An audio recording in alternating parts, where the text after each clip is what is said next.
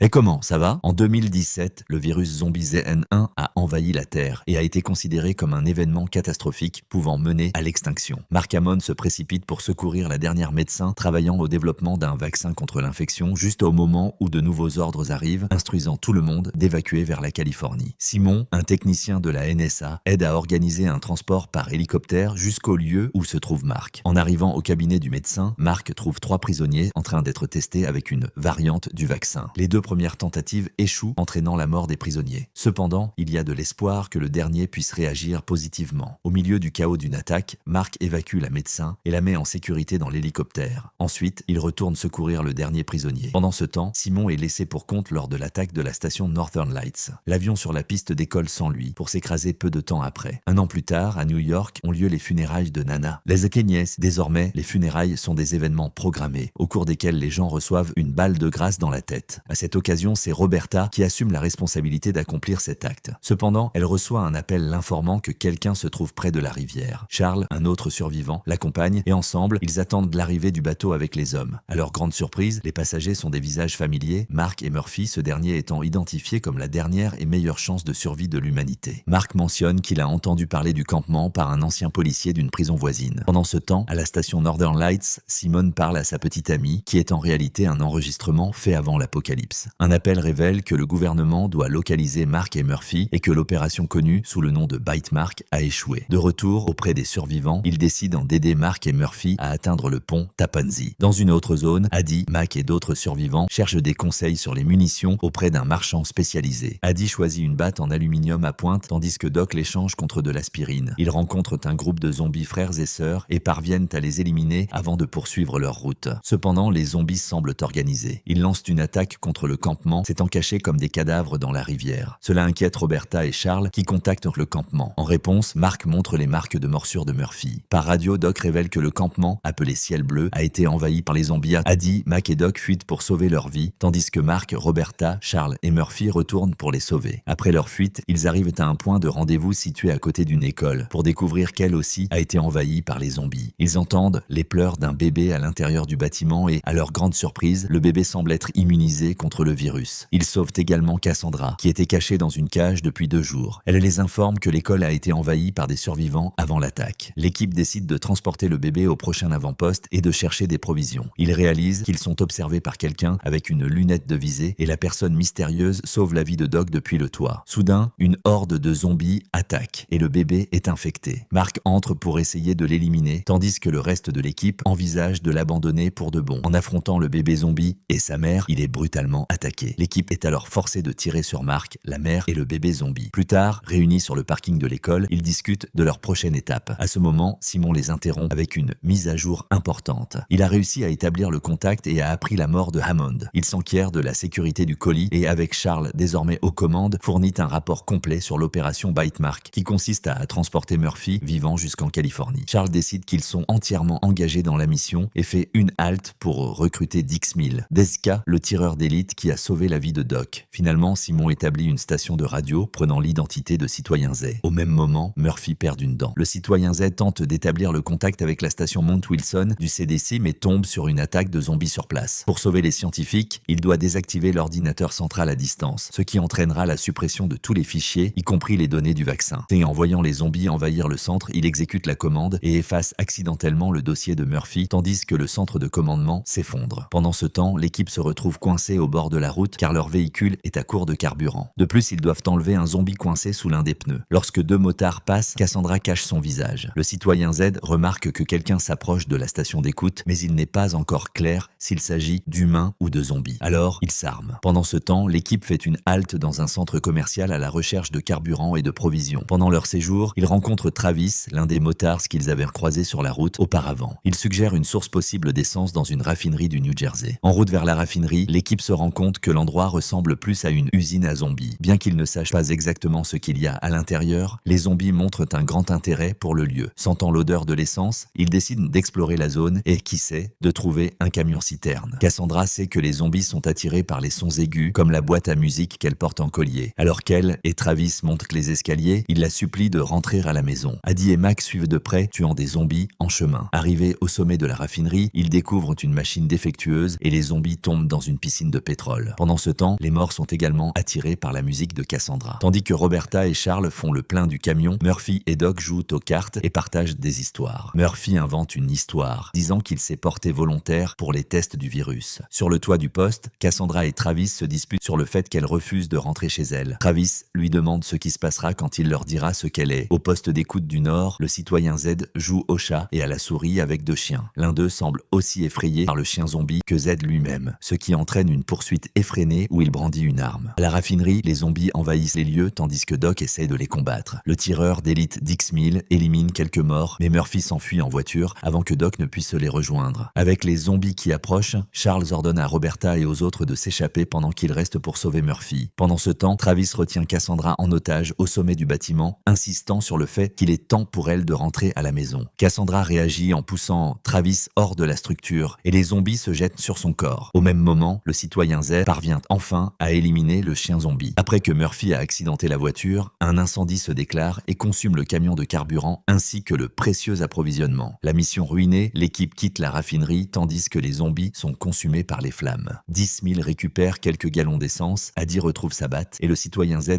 les localise grâce à l'explosion. Il prend contact via un téléphone public en utilisant le réseau d'écoute de la NSA et conseille à l'équipe de se diriger vers l'ouest jusqu'à l'océan. Alors qu'ils poursuivent leur voyage, 2 motards arrivent à la raffinerie et reconnaissent Travis, maintenant zombifié. Ils l'achèvent par pitié et se lancent à la poursuite de Cassandra. Un flashback montre la jeune fille faisant partie d'un groupe de survivants cannibales de Philadelphie, attirant des hommes dans des caravanes avec des promesses de sexe uniquement pour les voler et les utiliser comme source de nourriture pour la communauté. Dans le présent, Cassandra voyage avec Roberta et Charles en direction de Philadelphie. Ils trouvent un camion avec la cloche de la liberté attachée à l'arrière et tombent nez avec un zombie en ouvrant la portière pour voler le véhicule. Ils prennent le contrôle du camion et continuent avec la cloche de la liberté. Cependant, leur trajectoire est déviée lorsque le véhicule doit faire un virage serré pour éviter une attaque de zombies, faisant tomber la cloche qui écrase plusieurs morts. À Northern Light, Simon prépare un steak pour son nouveau compagnon canin, mentionnant la grande quantité de nourriture disponible, y compris différents morceaux de viande. Pendant ce temps, à Upper Darby, en Pennsylvanie, les cannibales de Philadelphie se réunissent pour un autre repas. Un des membres revient et informe son chef, Tobias, de l'endroit où se trouve Cassandra. Pendant ce temps, le groupe de chasseurs termine le peu de nourriture qu'ils ont trouvé. Ils décident de se séparer pour chercher de la nourriture et une antenne parabolique qu'Adi pourrait utiliser pour communiquer avec le citoyen Z. Adi et Mac trouvent une voiture de police avec une radio fonctionnelle et finissent par tuer un policier zombie et son prisonnier. Doc, Dix Mill et Cassandra trouvent une antenne parabolique tout en discutant, mais Cassandra s'enfuit en réalisant que sa famille l'a retrouvée. Profitant de l'occasion, ils enlèvent Adi, espérant que le groupe acceptera un échange. Simon réussit à se connecter à la radio de la police juste à temps pour entendre qu'Adi est emmené. Il transmet l'information à Mac à son retour, l'empêchant de penser qu'Adi a été mordu. Mac prend son appareil photo et s'enfuit rapidement alors que d'autres zombies approchent. Tobias essaie de calmer Adi et joue une musique étrange sur un petit orgue, lui offrant un peu de viande. Adi refuse, montrant son désintérêt à faire partie du groupe. Ensuite, 2 filles l'emmènent pour changer de vêtements. L'équipe confronte Cassandra après avoir réalisé que Travis était impliqué dans l'enlèvement d'Adi, ce qui la rend suspecte. Sous pression, elle parle du chef de la famille et de leurs coutumes, disant qu'ils sont encore pires que les zombies, car ils ne mangent pas les morts. Au lieu de cela, ils capturent des individus vivants et mutilent leur chair petit à petit. Le groupe décide de secourir Adi tandis que la famille se délecte de son repas macabre dans le complexe d'Upper Darby. Quand Adi se retrouve face à un choix impossible, le reste du groupe arrive et Charles confronte Tobias, faisant signe à Dix Mill d'éliminer Bernd,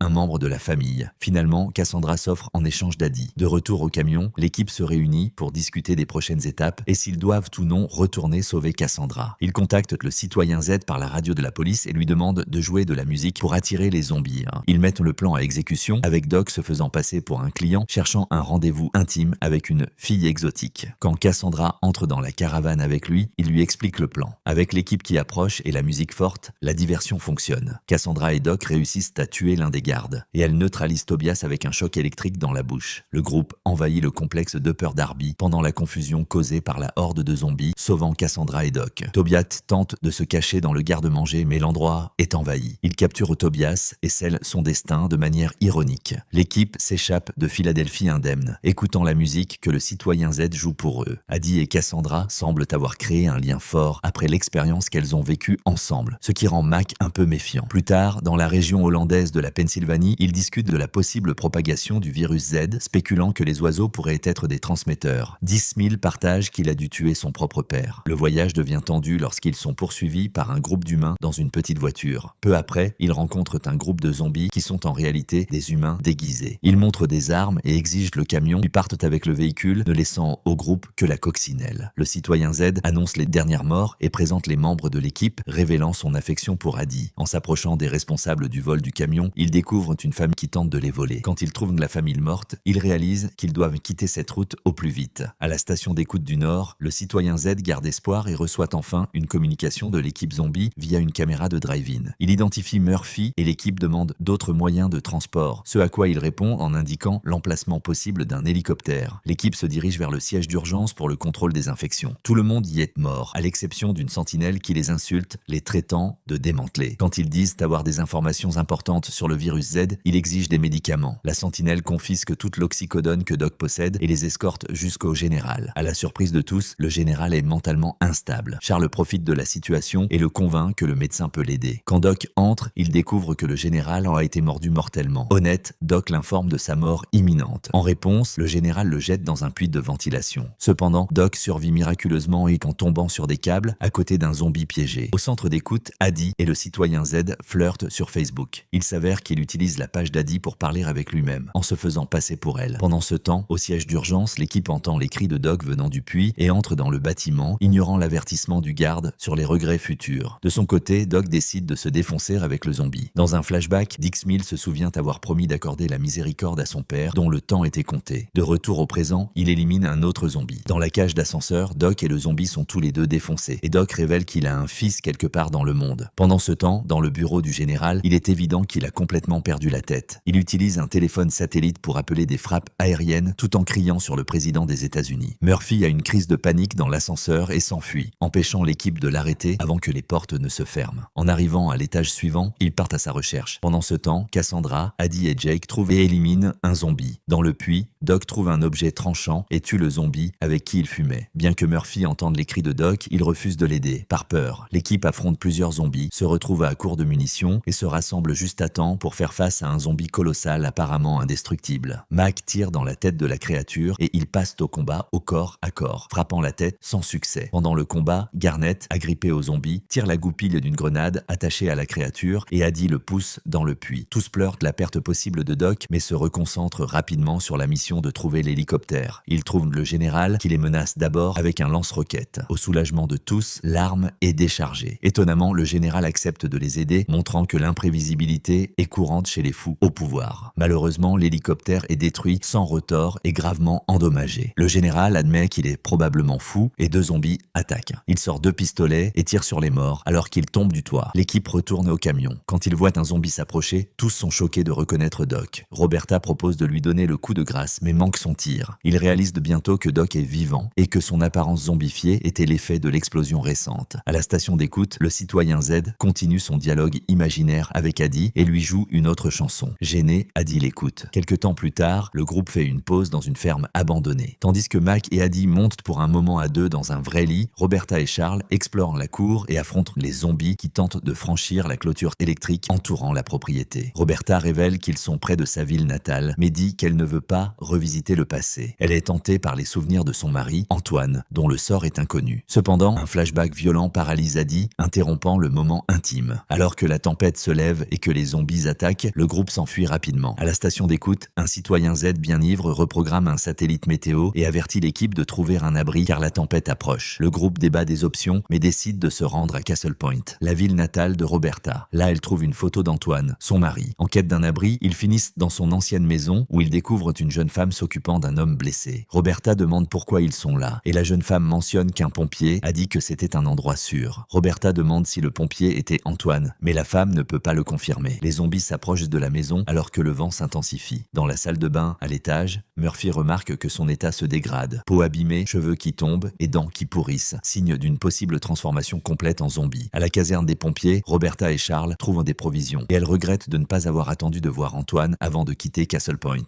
Soudain, des zombies pompiers attaquent. Roberta et Charles en tuent un, pensant que c'était Antoine, mais découvrent que c'était Dearborn, son meilleur ami. Dans la cave de l'ancienne maison de Roberta, le groupe cherche un abri. Adi continue de faire des cauchemars tandis que Mac et Doc tentent procédure improvisée sur la tête de l'homme blessé. Quand la perceuse se casse, ils utilisent le pistolet de Mac comme marteau. Malgré le sang, Doc assure que c'est un bon signe. À la caserne des pompiers, Roberta organise des funérailles pour les pompiers morts. Elle et Charles sortent pour affronter les zombies restants, mais étonnamment, n'en trouvent aucun. Quand ils retournent à la maison de Roberta, ils s'y font face à une tornade. Pendant ce temps, Murphy commence à développer de l'empathie pour les zombies et tente de mieux les comprendre. Roberta trouve son album de mariage et décide de rester dans le salon à attendre Antoine, au lieu de rejoindre les autres dans la cave. Tandis que le reste de l'équipe s'abrite dans la maison, Cassandra et Dixmill se protègent à l'intérieur d'une voiture abandonnée. La tornade projette le véhicule dans tous les sens et Dixmill remarque que Cassandra se tient le genou, créant une connexion romantique au milieu du chaos. La voiture se retourne, mais ils survivent à la tempête. Pendant la confusion dans la maison, Murphy s'agrippe à un zombie pour se protéger et quelqu'un en tenue de pompier protège Roberta du vent. Quand elle reprend conscience, elle a miraculeusement survécu à la destruction, mais son mystérieux sauveur a disparu. La tempête terminée, l'équipe se prépare à poursuivre son voyage vers l'ouest. Murphy est de plus en plus anxieux, alors Doc sacrifie une partie de la morphine pour le jeune couple blessé et Charles réalise son rêve d'enfant en klaxonnant un camion de pompiers. En quittant la ville, un zombie pompier marche seul dans un champ. Le mari de Roberta, Antoine, le citoyen Z, réfléchit aux origines possibles de l'épidémie de zombies. Poussière de comète, apocalypse biblique ou autre cause mystérieuse. Dans une petite ville du Missouri, les membres d'une église transforment leur philosophie en action, croyant que l'apocalypse zombie est la seconde venue de Dieu. Les zombies en viennent à être appelés et même vénérés comme les ressuscités. Pendant ce temps, Murphy se soulage dans un champ, tandis que le groupe discute de la possibilité qu'il se transforme un jour complètement en zombie. Le point positif était qu'ils sont près de Provincetown, un refuge sûr bien connu. Cependant, à leur arrivée, ils sont obligés de rendre leurs armes à l'entrée, signe que les choses pourraient ne pas se passer comme prévu. De plus, les trois jeunes vus précédemment dans l'église sinistre demandent à retourner au complexe et le major Williams, un ancien collègue militaire de Charlie, le leur permet. Lors d'une visite des lieux, le major Williams informe que le complexe est exempt d'armes et est, soi-disant, à l'épreuve des zombies. Il parle un peu de l'église, révélant que les trois jeunes réadmis étaient des disciples du prédicateur Jacob. Jacob croit fermement que l'apocalypse zombie représente l'accomplissement de la promesse de la vie éternelle. Pendant ce temps, Charlie et Roberta cèdent enfin à l'alchimie qui existe entre eux dans une chambre privée. Au même instant, Jacob et ses disciples s'approchent du complexe et les trois dévots se suicident avec des lames en forme de croix. Ils se transforment en zombies, anéantissant l'idée que l'endroit était sûr. Roberta et Charlie s'habillent en hâte en entendant les attaques. Ils tuent un zombie qui envahit leur chambre et trouvent une sortie de secours. Pendant ce temps, Murphy trouve une femme effrayée dans la salle de bain, mais lorsqu'ils sont attaqués par des zombies, les créatures l'ignorent et n'attaquent que la femme, la tuant. Tous courent vers la sortie de secours, mais sont accueillis par une foule de zombies. Addie panique et a une vision paralysante, mais Mac parvient à la ramener à la réalité. Soudain, Dixmill surgit et défonce la porte de secours, permettant à Cassandra de s'enfuir avec lui, tandis que le reste du groupe est capturé par Jacob. Le prédicateur fou leur donne le choix, rejoindre son troupeau vivant ou devenir des zombies. Pendant ce temps, Dixmill entre secrètement dans le complexe et prend une arme, et Cassandra court vers le camion. Murphy, avec audace, se déclare le messie zombie. Pour le prouver, il met ses doigts dans la bouche d'un zombie sans se faire mordre. Insatisfait, Jacob sort une arme pour lui tirer dans le cœur et révéler la vérité. Murphy ne meurt que parce que Charlie se jette devant lui et prend la balle. Alors qu'il agonise, Charlie et Roberta s'avouent de leur amour et lui demandent de continuer sans lui. Roberta envisage de lui donner une mort miséricordieuse, mais le temps presse et l'équipe doit s'échapper. Lorsqu'ils sont à une distance de sécurité du complexe, Roberta utilise un fusil à lunettes pour achever miséricordieusement Charlie, maintenant transformé en zombie. Au Kansas, tout le monde est en deuil après la mort de Charles Garnett, une perte qui a profondément secoué l'équipe. Accablée par le chagrin, Roberta regarde par la fenêtre avec nostalgie, tandis que le citoyen Z lui rend un hommage émouvant. Quand le camion a des problèmes de radiateur, Addie et Mac décident de prendre la moto pour enquêter. Après une réparation temporaire, Dixmill se propose pour conduire. Lui, Murphy et Doc sont à l'avant du camion et Cassandra à l'arrière. Dixmill accélère rapidement et Doc remet en question ses compétences. En réponse, il dit qu'il a appris tout seul. Cassandra, inquiète, met de sa ceinture et Doc recommande à Dixmill de garder les mains à 10h10 sur le volant et d'y aller doucement sur l'accélérateur. Pendant ce temps, Mac envisage de quitter le groupe, mais Addie lui rappelle qu'abandonner ses amis et la mission serait égoïste. Mac décide de continuer. Malheureusement, ils prennent un chemin différent lorsque la route se sépare, les séparant du groupe. Avec Dixmill au volant, le camion arrive à un endroit rempli d'armes et de boissons. Doc retrouve une vieille connaissance nommée Sketchy McLean, qui affirme qu'il n'y a pas de zombies dans un rayon de 160 km, mais Mac et Addie ont vu une horde arriver. Malgré tout, le groupe décide de rester, car ils ont besoin d'un nouveau camion, et Roberta veut noyer son chagrin. Ils décident de participer à un concours de tir pour découvrir que Dixmill affrontera une adversaire de taille, une jeune femme habile nommée Brittany, aussi douée que lui avec un fusil. Au bar, Doc rencontre un type suspect nommé Foreman, qui se vante d'avoir un méga véhicule à l'épreuve de l'apocalypse.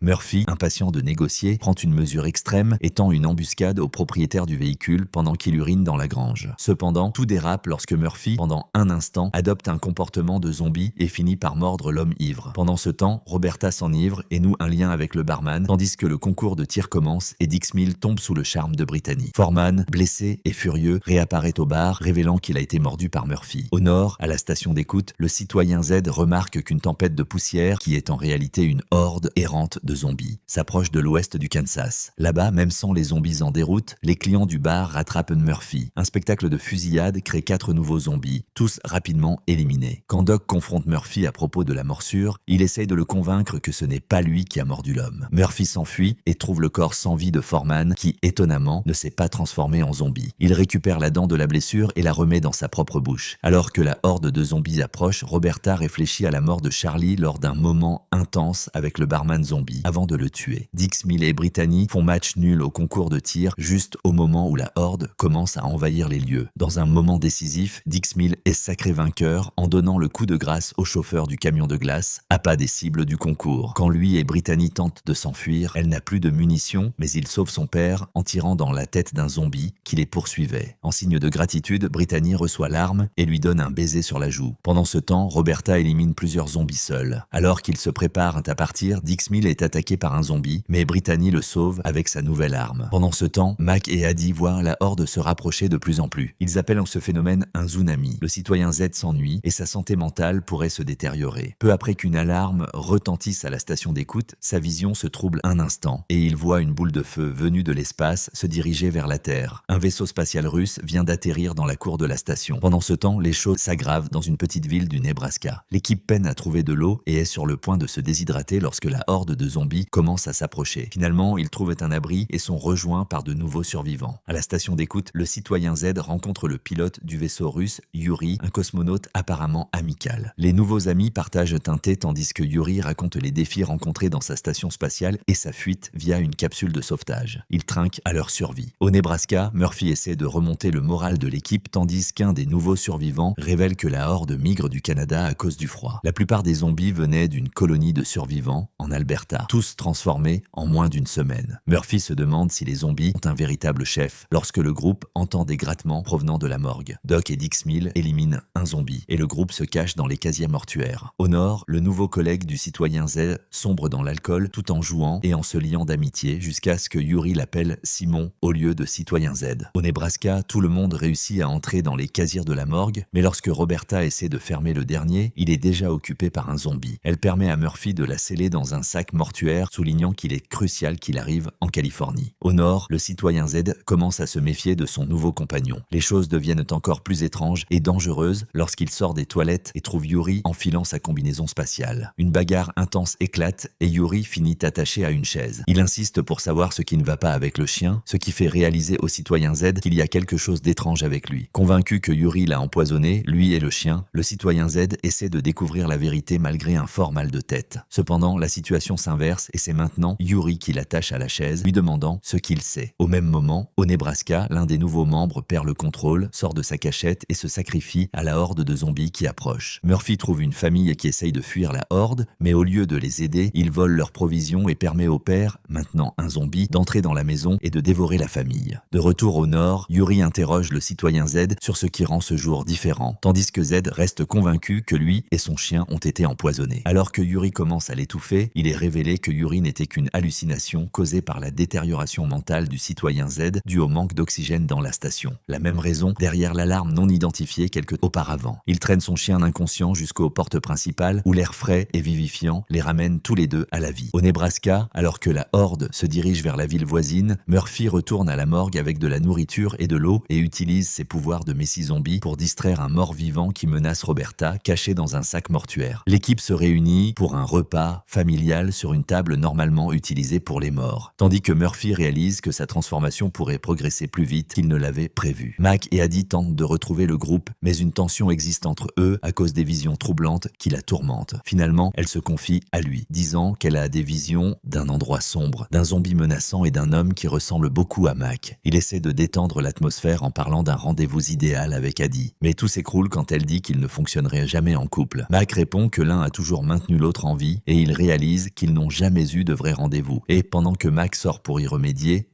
Addie s'endort. Soudain, Mac est réveillé par ses cris. Il court vers elle et trouve un serpent, des corps de zombies et un mort-vivant effrayant, avec sa batte de baseball plantée dans le corps. Lorsqu'un mur s'effondre sur Mac et qu'il est dévoré, il se réveille. Mac se lève et revit le même rêve, trouvant le serpent, les corps, le zombie géant avec la batte et son collier dans la bouche. Cette fois, Mac coince le zombie sous le mur et meurt à nouveau. Il se réveille et ça recommence. Mac est coincé dans un cycle infini de rêves, chacun l'entraînant plus profondément dans son cauchemar. Le grand zombie essaie de l'empêcher d'atteindre une porte dans l'entrepôt, mais cela fait aussi partie du rêve. À son réveil, Mac partage sa folie avec Addie. Ils entendent un zombie et le poursuivent, trouvant la porte du rêve. Addie décide d'enquêter, mais derrière la porte, il y a un autre mur. Lorsqu'ils tentent de l'ouvrir, le zombie les attaque et arrache le collier d'Addie. Mac tue le zombie et s'occupe d'elle, mais le zombie réapparaît et il se réveille à nouveau. Dans le rêve suivant, Mac entre seul dans l'entrepôt et franchit la porte, descendant dans une cave où il trouve un garçon blessé et tue un zombie monstrueux qui sort de l'ombre. Addie le réveille, disant qu'il criait. Mac l'interroge sur l'origine de son collier et elle se réveille. C'est un rêve dans un rêve dans un rêve. Finalement, Addie frappe le zombie géant, passe la porte, descend à la cave et trouve le garçon à terre. Bientôt, elle est attaquée par une femme dans la salle de bain, qui se révèle être sa mère. Il s'avère qu'Addie a dû ôter la vie à sa propre mère et sa mémoire traumatisante continue de la faire rêver. Elle et Mac reprennent la route, tandis que le citoyen Z joue avec des billes, l'air de s'ennuyer. Et dans les Black Hills du Dakota du Sud, le groupe trouve le mont Rushmore zombifié et une usine de tuyaux industriels avec des zombies qui brillent dans le noir. L'équipe rencontre Wilbur Grady et sa fille Amelia et décide de les aider à arrêter un réacteur nucléaire instable à proximité. Ils entrent en mode tuerie de zombies, placent Wilbur dans un ascenseur qui fonctionne miraculeusement et s'échappe. Cependant, Wilbur revient de la centrale sans avoir réussi à désactiver le réacteur. Il meurt, se transforme en zombie et est achevé par pitié par Roberta. Le réacteur représentant toujours un risque, Amelia révèle que le seul espoir réside en un type excentrique nommé Homer, caché dans la forêt. En arrivant à son refuge de survie, il découvre que Wilbur avait tenté de désactiver le réacteur en coupant une corde qui retenait les barres de combustible nucléaire qui sont tombées dans la piscine de refroidissement. Homer propose son aide et se lie d'amitié avec Dix Mill. Ensemble, ils entrent dans le réacteur et découvrent qu'une obstruction empêche les barres de descendre complètement. Ils utilisent un robot télécommandé nommé Robbie pour résoudre le problème, mais tout tourne mal lorsque les zombies prennent le contrôle du robot. À l'extérieur du réacteur, Roberta essaie de maintenir l'ordre pendant que Homer dit qu'il a besoin d'aide pour régler personnellement la situation à l'intérieur. Ils ont également besoin de carburant pour l'avion, au cas où ils devraient évacuer Murphy de la zone d'explosion si tout venait à exploser. Heureusement, Homer a une grande quantité de vodka chez lui et cela pourrait faire fonctionner l'avion. Murphy et Amelia élaborent un plan pour voler jusqu'au Wyoming où des rumeurs font état d'autres survivants humains. Roberta met Murphy dans l'avion, fait le plein de boissons et les envoie. Mais le vol est de courte durée. L'avion s'écrase, entraînant la mort d'Amelia qui se transforme bientôt en zombie. En arrivant au réacteur, le groupe se divise. 10 000 Homer entrent, tandis que Doc et Cassandra restent avec Roberta à l'extérieur. Lors d'une attaque de zombies, la combinaison d'Homer est endommagée et il est exposé aux radiations. Ne se souciant plus de sa santé, il décide de s'approcher encore plus de la piscine radioactive avec l'aide de Dix Mill, dans une manœuvre en descendant le long d'une corde. Pendant ce temps, Murphy sort des décombres de l'avion, titubant dans la forêt, suivi par la zombie Amelia. Comme toujours, Murphy montre sa capacité inhabituelle à communiquer avec les morts, mais avec Amelia, il fait preuve de compassion et de tendresse. Homer et Dix Mill parviennent à arrêter le réacteur, puis ils demandent au jeune homme de mettre fin à ses souffrances, mais Dix Mill ne peut pas tirer. Homer facilite la décision en se jetant dans la piscine et en se transformant en zombie. Le cœur brisé, Dix Mill lui accorde enfin une fin miséricordieuse. Quand il sort du réacteur, il est visiblement secoué. Doc le console et Roberta arrive au volant d'une voiturette de golf remplie de vodka. Peu après, Murphy apparaît sortant de la forêt, suivi d'Amelia. Il les empêche d'éliminer la zombie, suggérant qu'il est peut-être temps pour un nouveau genre de miséricorde. Ils partent au coucher du soleil, laissant Amelia errer seule dans la forêt. Addie et Mac sont dans un abri souterrain avec le citoyen Z qui rassemble à nouveau tout le monde. Roberta, Doc, Murphy et le reste de l'équipe. Il s'avère qu'ils sont dans un ancien centre secret de la CIA où le citoyen Z les guide par vidéoconférence vers les provisions et un nouveau véhicule. Sur la route, le groupe rencontre Sam, un garçon qui offre de la nourriture et en échange d'un trajet jusqu'à Salt Lake City. Ils arrivent à un portail fortement gardé où des femmes armées les accueillent. Hélène, Hélène, la chef des Sœurs de la Miséricorde, un sanctuaire réservé aux femmes et aux enfants, permet au groupe d'entrer pour trouver de la nourriture et des médicaments pour la jambe infectée de Cassandra. Cependant, les hommes doivent rester à l'extérieur. À l'intérieur du refuge, une belle zone naturelle, Addie et Hélène créent un lien mère-fille. Addie se confie enfin sur son frère et sa mère zombie. Cependant, l'endroit cache un sombre secret. Lorsque les garçons atteignent l'âge de 13 ans, ils sont obligés de partir en direction de Salt Lake City et finissent par mourir en chemin. Hélène ne tue jamais personnellement, mais entretient le mensonge selon lequel les parents des enfants se trouvent dans cette ville. Selon Roberta, la ville est infestée de zombies, ce qui rend la survie presque impossible. Ainsi, si les garçons meurent en chemin, Hélène et les autres ne se sentent pas coupables. C'est une chef de secte et elle a choisi Addie parce qu'elle était émotionnellement fragile, partageant son histoire d'abus en tant qu'épouse d'un homme violent, bien que sa version soit douteuse. Le groupe pratique sa propre justice, enfermant les hommes à problème avec un ours zombie. Hélène recrute Addie pour secourir 2 femmes capturées par des motards et Roberta décide de les accompagner par précaution. Sur la route, en affrontant les motards, Hélène manipule Addie, la convainquant de tuer l'un d'eux, qui se transforme en zombie. Roberta trouve cette justice de justicier excessive et veut reprendre la route vers la Californie. Mais Addie a déjà pris sa décision. Elle choisit de rester et de rejoindre le groupe. Mac est anéanti quand Addie lui révèle son choix et la suit jusqu'aux portes du sanctuaire. Pendant ce temps, l'une des sœurs de la Miséricorde qui a séduit Murphy avec une tarte aux myrtilles est capturée par un motard survivant. Cherchant à se venger, l'homme s'introduit dans le refuge et tente de confronter Hélène, mais Mac lui tire une balle dans la tête. Lorsque Roberta et Cassandra quittent le refuge, Addie essaie de dire au revoir à Mac. Mais quand il refuse de la laisser, Hélène lui tire dessus. Addie hésite, mais ne fait rien pour empêcher les autres de tirer sur Mac et ses amis. Le groupe part, le laissant derrière. Des coups de feu résonnent au loin, suggérant que Mac a été tué en s'approchant des portes. Pendant ce temps, la blonde qui a partagé une tarte avec Murphy est apparemment enceinte. Une file du sanctuaire a le collier d'Addie, tandis que Sam, le garçon, reprend son voyage solitaire vers Salt Lake City. Alors que le groupe poursuit son voyage vers l'ouest, ils rencontrent un barrage près d'un terrain de golf. Comme d'habitude, ils affrontent une attaque de zombies et en éliminent plusieurs à l'aide de clubs et de balles de golf. Pendant l'affrontement, ils rencontrent Janice et les frères Henry et Brett Zimmerman, qui se révèlent être de précieux alliés dans la lutte contre les morts. Comme toujours, Murphy reste immunisé contre l'agressivité des zombies. Pendant que Janice offre de l'eau à Murphy, Henry et Brett discutent de l'utilité des pouvoirs du Messie zombie. L'équipe profite de quelques verres au club de golf sans savoir qu'ils ont été drogués par leur nouvelle connaissance. Le trio Zimmerman prend Murphy en otage. En reprenant conscience, les membres du groupe sont enchaînés à un zombie, qu'ils éliminent rapidement avec un parapluie. En utilisant une pièce de golf comme clé improvisée, ils parviennent à se libérer et demandent l'aide du citoyen Z. Grâce à l'astuce de Murphy, qui regarde une caméra de circulation pendant une pause aux toilettes, le citoyen Z parvient à le localiser. Les ravisseurs veulent que Murphy les aide à s'introduire dans une société pharmaceutique, car les médicaments ont plus de valeur que l'argent dans l'apocalypse zombie. Réticent, Murphy accepte, mais profite d'un moment de distraction pour cracher dans la bouteille de Janice. Bientôt, Murphy découvre un nouveau pouvoir. Sa salive lui donne un contrôle partiel sur l'esprit de Janice. Il infecte également Henry en lui coupant la main et mord Brett, gagnant une certaine influence sur eux deux. À l'usine, Janice reconnaît son ex-mari Jason parmi les morts vivants et accuse Brett de sa mort lors d'une précédente invasion. Il présente un plan complexe à Murphy qui doit trouver un grand stock d'oxycodone. Il distrait les zombies en déclenchant une alarme et trouve un ordinateur contactant le citoyen Z qui traque le Dr Mersch, la scientifique qui a transformé Murphy en Messie. Il désactive l'alarme, provoquant la reprise de l'attaque des zombies juste au moment où Roberta et le groupe arrivent pour le secourir. Dans le chaos, Janice est tuée par Jason, son ex-mari zombie. Henry est brutalement attaqué par plusieurs zombies et Brett pointe une arme sur Murphy. Mais il utilise son pouvoir mental nouvellement découvert et force Brett à retourner l'arme contre lui-même. Roberta et les autres sont choqués par le nouveau pouvoir de Murphy. Ils reprennent alors la route vers la Californie à bord de l'une des camionnettes de la pharmacie. Avant l'apocalypse, New York se remettait encore de l'ouragan Sandy. À cette époque, un médecin parcourait les rues, injectant des substances mystérieuses à des toxicomanes et volant du tissu cérébral. Dans le présent, la destination du groupe passe de la Californie à Fort Collins, dans le Colorado, où il prévoit de retrouver le Dr Mersch. Le comportement de Murphy devient de plus en plus étrange et l'état de Cassandra s'aggrave rapidement. En chemin, l'équipe discute de leurs projets futurs. Doc rêve d'un bateau, Roberta pense à s'installer en Californie et Dix Mill veut toujours éliminer des milliers de zombies. À À leur arrivée, Roberta, par sécurité, menotte Murphy, qui affronte ensuite des hordes de zombies et guide l'équipe jusqu'à l'entrée du laboratoire. Après un moment de tension, il les guide à travers les morts vivants jusqu'à l'intérieur de l'installation. Dans un flashback, le médecin se trouve dans un camp de quarantaine d'Ebola, volant toujours du tissu cérébral. De retour au groupe, en pénétrant dans le laboratoire à la recherche du docteur Mersch, Dixmill et Doc éliminent quelques zombies. Mais ils ne trouvent que de vieux dossiers, suggérant que les scientifiques menaient déjà des recherches sur un vaccin avant l'épidémie de zombies. Plus loin, dans l'installation,